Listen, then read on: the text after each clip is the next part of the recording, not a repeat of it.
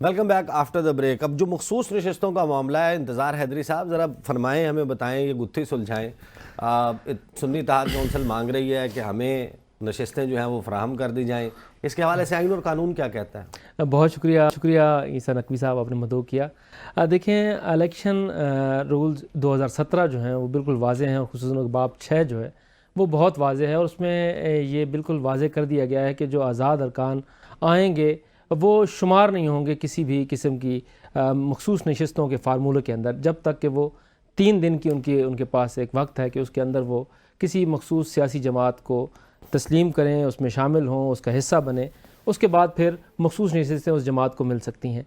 लेकिन यहाँ पर एक सवाल ये पैदा हो रहा है इस वक्त कि जिस जमात में वो शामिल हुए हैं, सुन्नी इत्तेहाद कौंसिल, क्या उसकी तरजीह जो फ़हरिस्त है वो जमा हुई थी? तो उसका जवाब ये है कि उनकी तरजीह फ़हरिस्त जमा नहीं हुई थी।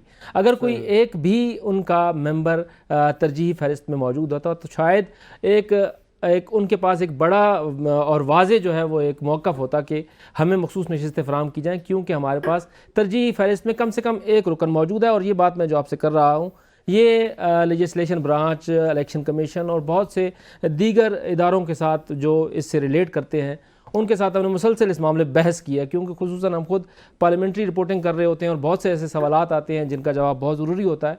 तो उसमें एक चीज़ तो ये थी कि अगर इनके एक भी तरजीही फहरिस्त में एक भी नाम होता तो इनके लिए बहुत आसानी होती। क्या माजी में कभी किसी जमात को दिया गई है? अब अगर माजी की हम बात करें, माजी में 2019 में अगर हम जाएं, खैबर पख्तूनख्वा में जब फाटा का इंजमाम हो रहा है और वहाँ पर PTI की हुकूमत है और BAP जो है वो आपके सामने था 2018 के इलेक्शन के बाद। जैसे BAP सामने आई, उसके बाद वहाँ पे 3 अरकान जो हैं वो आज़ाद तौर पर इलेक्शन लड़कर आते हैं असम्बली में और वो बात में शामिल हो जाते हैं। खैबर पख्तूनख्वा, अच्छा, वो आते ऐसे हैं कि जब वो आते हैं तो उसके बाद उनके मुज़ाकरात हो रहे होते हैं PTI के साथ कि PTI के साथ वो शामिल हो जाएंगे। अब PTI के साथ वो शामिल इसलिए नहीं हुए कि उस वक्त उन्हें वफाकी का वहाँ की जो सूबाई काबीना थी उसमें हिस्सा नहीं मिल रहा था। तो फिर उनके पास वक्त था, उस वक्त के दौरान उन्होंने ये फ़ैसला किया कि हम बलूचिस्तान अवामी पार्टी का हिस्सा बनेंगे, और इस तरह से खैबर पख्तूनख्वा में बलूचिस्तान अवामी पार्टी बग़ैर इलेक्शन लड़े उस ऐवान का हिस्सा बन गई।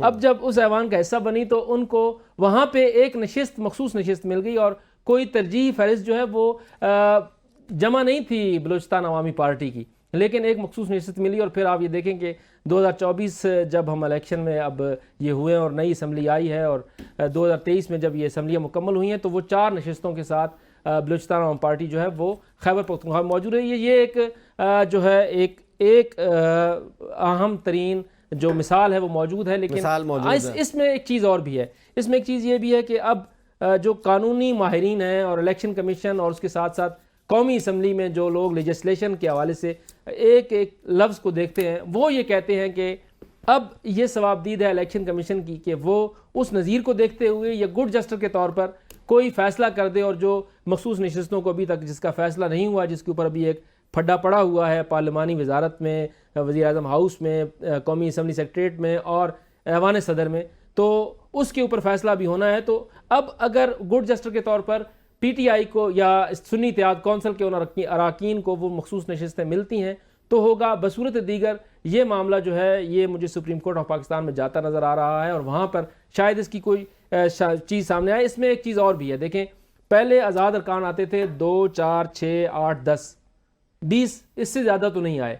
अब इतने अरकान आते थे, वो किसी न किसी जमात में शामिल होते थे तो उस जमात की तादाद बढ़ जाती थी, उस हिसाब से उसको अकॉर्डिंगली सीटें मिल जाती थी। लेकिन अब देखें, ये 80+ लोग आए हैं और इन्होंने एक जमात में अब शमूलियत इख्तियार कर लिया। अब इसके हवाले से ये एक बड़ा आइनी सवाल भी है कि इसके ऊपर अब इनकी जो तकरीबन नशिस्तें बनती हैं वो अगर 18 से 20 नशिस्तें बनती हैं तो वो किसी दूसरी जमात को दी जाएंगी, तो क्या ये उस जमात के साथ नाइंसाफ़ी नहीं होगी? अच्छा, फिर अगर, क्योंकि देखें ना, मखसूस नशिस्तें देनी ज़रूरी हैं आपने, चाहे वो आप इस सुन्नी इत्तेहाद कौंसिल को दें या फिर तमाम जमातों में तकसीम करें। 24 से ज़ायद गालिबन नशिस्तें बनती हैं। अज़हर सिद्दीक़ साहब, ज़रा मुझे क्विकली बताइएगा कि अगर सुप्रीम कोर्ट ऑफ पाकिस्तान जाता है ये मामला, ये मखसूस नशिस्तों के मामले को सुलझाए बगैर क्या हम बहुत बड़ा सवाल नहीं खड़ा कर देंगे जो क्रेडिबिलिटी है बनने वाली हुकूमत और असम्बली, उसकी क्रेडिबिलिटी पे? देखिए, एक बात तो बड़ी वाज़ेह है कि मैं ना पिछले 3 सालों से इलेक्शन कर रहा हूँ। अब आपको याद होगा कि ज़िमनी इलेक्शन थे तो पंजाब की खवातीन की, जो कि हमारी सीटें थी, मैंने उस पर प्रिंसिपल सेट हो गया हुआ है जैनब उमैर के केस में। जैनब, वो रिपोर्टेड जजमेंट है, जैनब उमैर के केस में हुआ कि हमारी सीटें थी रिजर्व, उन्होंने कहा हमारी जगह दूसरी को जाएंगी। तो भैया हमारी लोगों ने, कैंडिडेट ने जो इस्तीफे दिए थे, तो सीटें हम ही आनी थी ना, क्योंकि हमारी पार्टी पोजीशन के मुताबिक सीटें थी, सर्टिफिकेट के मुताबिक। और इलेक्शन कमीशन ने क्या किया, इलेक्शन कमीशन ने हमारी बात दरखास्तें मुस्तरद कर दी। इलेक्शन कमीशन को अब भी ख्याल आना चाहिए कि लाहौर हाई कोर्ट ने फिर कहा कि नहीं, ये सीटें हमारी हैं और हमें सीटें वो वापस मिली। यहां भी आर्टिकल 51 की इंटरप्रिटेशन अगर कहें, अगर खाम ख्याली से हम निकल जाएं, अगर हम बायस्ड होकर ना सोचें इस बात को, तो बड़ी वाज़ेह बात है 51 में प्रोपोर्शनेट के मुताबिक सीटें मिलनी है आपको। यानी आपका जितनी पार्टी पोजीशन, और पार्टी पोजीशन देखिए क्या, अब यहाँ इलेक्शन कमीशन क्या ज्यादती कर रहा है। सेक्शन 215 में पार्टी निशान लिया गया है, आर्टिकल 17 के तहत पार्टी नहीं ली गई। आर्टिकल 17 के तहत अगर ठीक है, अजहर सिद्दीक साहब, वक्त की किल्लत है, मुझे ज़रा क्विकली जो है वो खोखर साहब का इसके ऊपर टेक लेने दें। खोखर साहब, मुझे बताइएगा कि ये पाकिस्तान के अवाम के साथ आपको नहीं लगता कि ज़्यादती है? एक पहली बात ये कि जो बैक्ड थे कैंडिडेट्स पाकिस्तान तहरीक इंसाफ के, उनको अपने साथ शामिल कर लेना, और फिर जो उसके तनासुब से नशिस्तें तहरीक इंसाफ के बैक्ड कैंडिडेट्स के हिस्से में आनी चाहिए, वो अब उसके ऊपर नज़र जमा लिया पीटीआई और पीपल्स पार्टी और मुस्लिम लीग नून ने और एमक्यूएम ने। तो आपका क्या ख्याल है इस सवाल? देखिए, इसका एक है पॉलिटिकल नैरेटिव और एक है स्ट्रिक्ट कॉन्स्टिट्यूशनल लीगल नैरेटिव। जो पॉलिटिकल नैरेटिव है, इसमें तो कोई दो राय नहीं है कि पाकिस्तान के अवाम ने जो पीटीआई बैक्ड कैंडिडेट्स हैं उन्हें इलेक्ट किया है, और पाकिस्तान के अंदर क्या दुनिया के अंदर ये एग्जांपल्स नहीं आई, अनप्रेसिडेंट हुआ है कि लार्जेस्ट तौर पे जो आपकी फॉर्मेशन ऑफ गवर्नमेंट्स के अंदर जो है वो सबसे ज़्यादा वो है, कभी भी नहीं आया। अभी आपने कहा लास्ट टाइम जो था 13 MNAs जो थे वो इंडिपेंडेंट आए थे, जिसमें 9 मेंबर्स ने पीटीआई को ज्वाइन किया 2018 के अंदर, और 4 लोग जो थे उन्होंने अपना जो स्टेटस था वो इंडिपेंडेंट रखा, और चारों लोग एक एक प्रोविंस के अंदर थे। अब उसके अंदर ये है कि लीगली या कॉन्स्टिट्यूशनली ये है कि हर वो शख्स जो इंडिपेंडेंट है वो पॉलिटिकल पार्टी को ज्वाइन कर सकता है। अब कौन सी पॉलिटिकल पार्टी को ज्वाइन कर सकता है? वो उसी को ज्वाइन करेगा जो पॉलिटिकल पार्टीज असेंबली के अंदर मौजूद हैं, चाहे वो नेशनल असेंबली के अंदर मौजूद हैं, चाहे प्रोविंशियल असेंबली के अंदर मौजूद हैं। यहाँ पे एक लीगल स्ट्रैटेजी जो थी वो प्रॉब्लम ये है। आप ये देखें, अगर ये इसी को रेस्ट अश्योर करना हो तो थोड़ा सा सीक्वेंस देखें कि पीटीआई ने पहले पाकिस्तान तहरीक इंसाफ नजरियाती से एक एग्रीमेंट किया, और इस बुनियाद पे किया कि हम इनके निशान पे जाते हैं ताकि हमें रिजर्व सीट्स मिले। वो जब बैकआउट हुआ तो फिर आपके पास मुत्तहिदा वादतुल मुस्लिमीन आई, उनकी भी एक सीट थी, फिर उससे बैकआउट किया गया, और अब तीसरा उस पार्टी के साथ आई कि जिसका अपना प्रेसिडेंट जो है वो इंडिपेंडेंट आया है, अगर उसे वो श्योर होता है या इन्हें उस चीज के अंदर। और दूसरा एक जो वो आपने बात की है KPK वाली, उसके और इसके फैक्ट्स में फर्क है।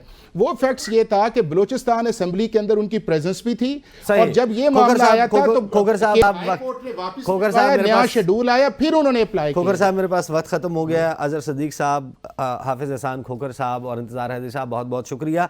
असल फैक्ट जो है वो ये है कि पाकिस्तान में जो सियासी लड़ाई है, अगर ये जारी व सारी रहेगी, बनने वाली कोई भी हुकूमत है वो अदम इस्तेहकाम का शिकार होगी, और ये पाकिस्तान के लिए कोई अच्छी बात नहीं है। हमारी सियासी जमातें अपनी सियासी लड़ाई में ये बात भूल रही हैं कि जिसकी बुनियाद के ऊपर, जिनके वोटों से वो वोट लेकर असम्बलियों में बड़े बड़े ओहदों पर पहुँचते हैं, कुछ उनका ख्याल करें। पॉलिटिकल टेम्परेचर्स को डाउन करने की ज़रूरत है। अब तक के लिए इतना ही, इजाज़त दीजिए। अल्लाह हाफ़िज़।